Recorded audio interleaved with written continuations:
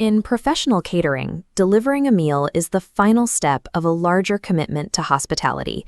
Every detail of the service environment is carefully designed to make guests feel respected and comfortable. Professional preparation is divided into two distinct categories: mise en place for physical tools and ingredients, and mise en scene for the dining room atmosphere.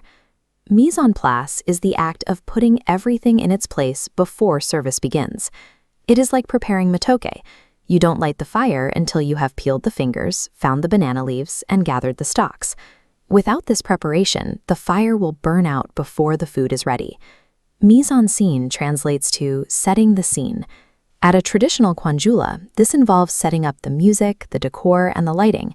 These tools manage guest energy, creating a warm, welcoming environment before a single plate is served.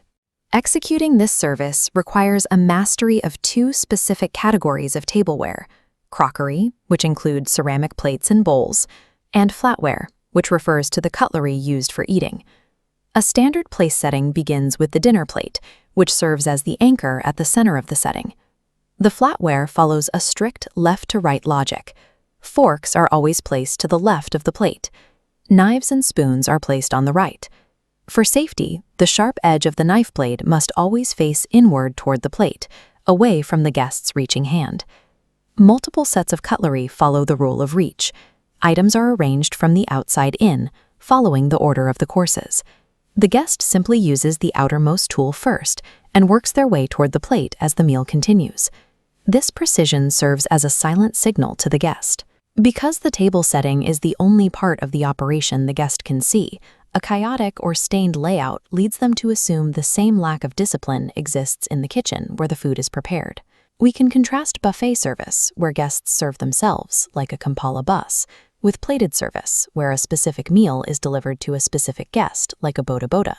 In plated service, the waiter follows a specific directional flow.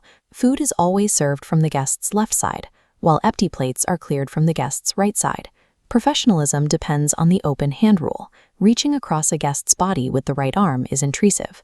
By serving from the left using the left hand, the waiter's arm stays open and away from the guest's face.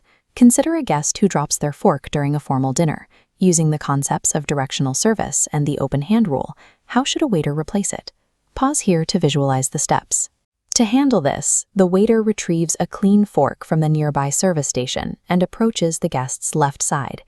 Using the open hand, they place the new fork and then quietly remove the dirty item to maintain a clean-as-you-go environment. At large-scale events with hundreds of guests, these individual rules must be scaled to manage traffic flow. A common mistake in buffet planning is placing plates and cutlery together at the start of the line.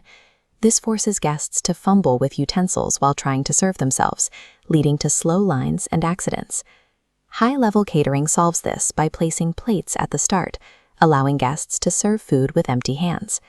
Cutlery and napkins are reserved for the very end of the line, right before guests head to their tables. Mastering these 4 O-level principles, the rule of reach, serve left and clear right, the open hand rule, and clean as you go, ensures a professional standard of service at any event. These skills form the foundation of a career in hospitality. For further study guides and video lessons, visit us at yaka.cc.